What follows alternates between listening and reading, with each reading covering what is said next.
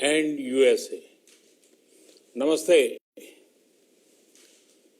It is wonderful to see US, ISPF bring together a diverse range of people for the US-India Summit 2020.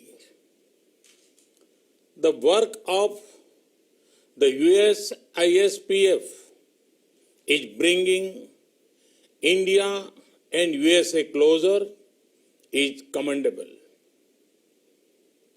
I have known John Chambers for many years now. His affection towards India is very, very strong. A few years ago, he was awarded the Padma Shri honor. Friends, the theme of this year is a relevant one, navigating new challenges. When the year 2020 began, did anybody imagine this is how it would pan out?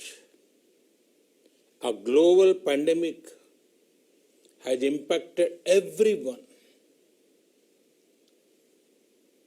It is testing our resilience, our public health systems, our economic systems. The current situation demands a fresh mindset, a mindset where the approach to development is human-centric, where there is a spirit of cooperation between everyone. Friends, while looking at the way ahead, we should keep our focus on ramping up our capacities, securing the poor, future-proofing our citizens. This is the path India is taking. India was among the first in creating a responsive system of lockdowns. India was among the first to advocate the use of masks and face covering as a public health measure. We are also among the earliest to create public awareness campaigns about social distancing. In record time, medical infrastructure was scaled up, be it COVID hospitals, ICU capacities, and more. Starting from one testing lab in January, we now have around 1,600 labs across the country. The outcome of these efforts has been that a country with 1.3 billion people and limited resources has one of the lowest death rates per million in the world. The recovery rate is also steadily rising. I am happy that our business community, in particular small business, been proactive. From almost nothing, they made us the second largest PPE kit manufacturers in the world. This is in line with India's spirit of challenging the challenge to emerge stronger. In the last few months, the nation has battled COVID and other natural crises such as floods, two cyclones, locust attack. But it has only made the people's resolve stronger. Friends, through the entire COVID-19 period and the lockdown, the government of India was clear on one thing: the poor have to be protected. The Pradhan Mantri Garib Kalyan Yojana for India's poor is among the largest support system seen anywhere globally. Free food grain is being provided to 800 million people. This scheme operates for 8 months. 800 million people means more than double of USA's population. Free cooking gas is being provided to around 80 million families. Cash support has been provided to around 345 million farmers and needy people. The scheme has given much needed employment for migrant workers by creating almost 200 million percentage of work. Friends, the pandemic has impacted several things, but it has not impacted the aspirations and ambitions of 1.3 billion Indians. In the recent months, there have been far-reaching reforms. These are making business easier and red tapeism lesser. Work is actively underway on the world's largest housing program. The renewable energy infrastructure is being expanded. Rail, road, and air connectivity is being boosted. Our country is creating a unique digital model to build our national digital health mission. We are using the best of fintech to provide banking credit, digital payments, and insurance to millions. All these initiatives are being taken using world-class technology and global best practices.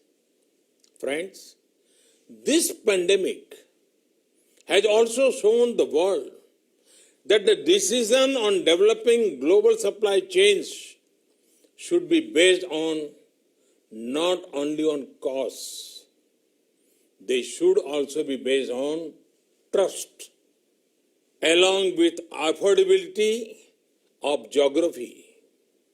Companies are now also looking for reliability and policy stability. India is the location which has all of these qualities.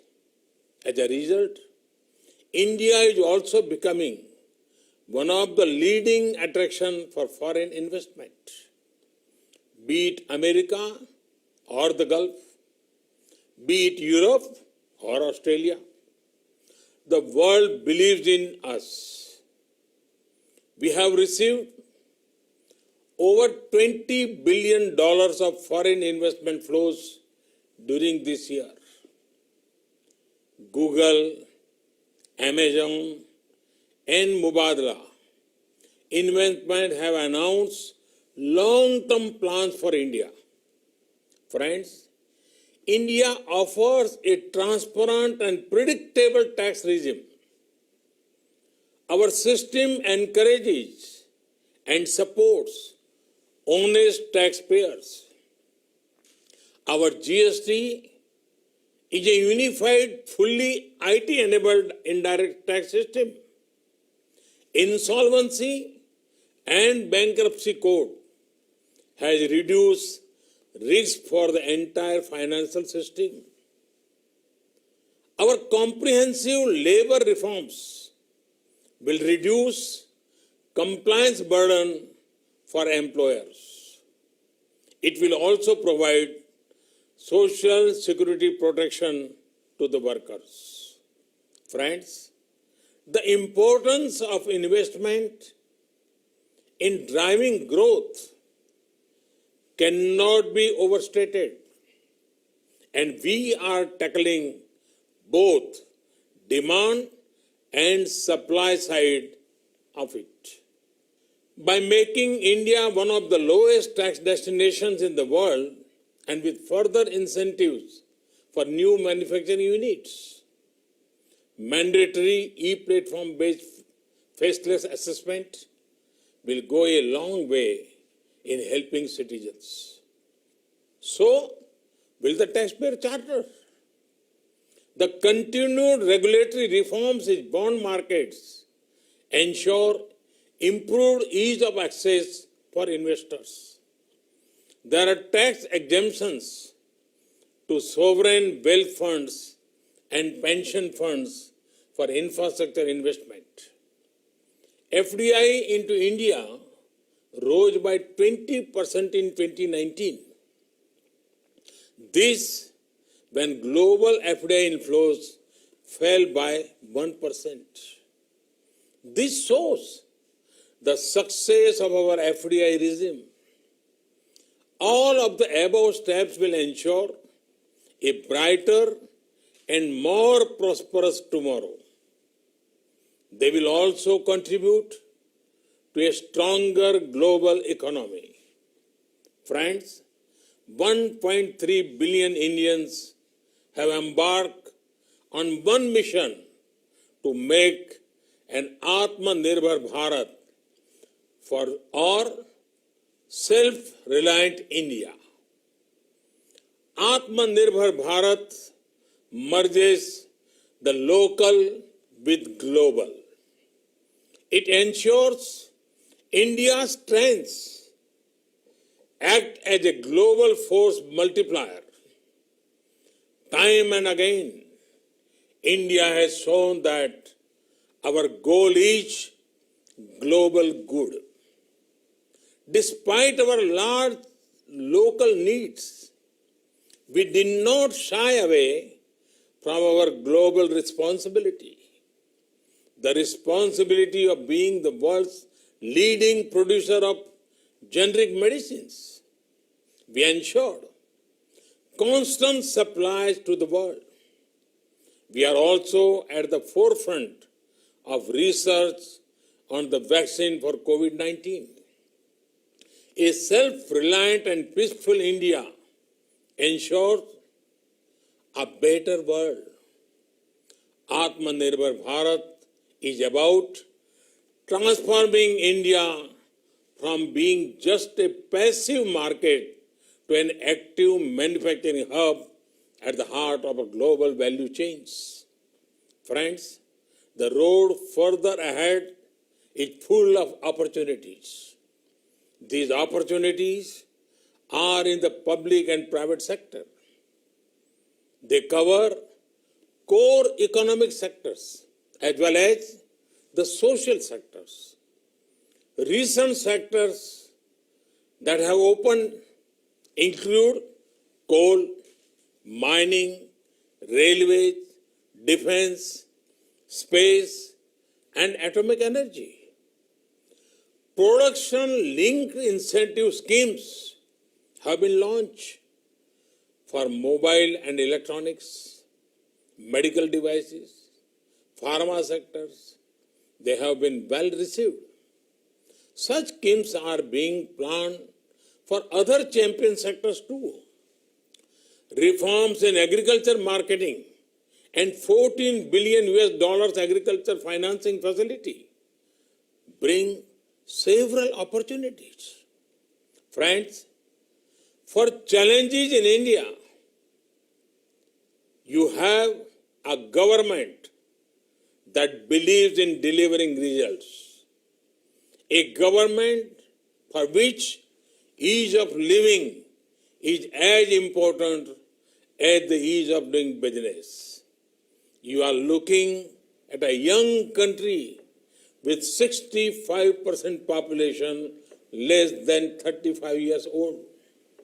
You are looking at an aspirational country that has decided to take the nation the new heights. This at a time when we mark 75th years of independence. You are looking at a country with political stability and policy continuity. You are looking at a country with commitment to democracy and diversity.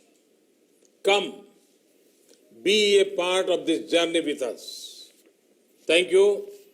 Thank you very much. Ladies and gentlemen, please welcome USI SPF President and CEO, Dr.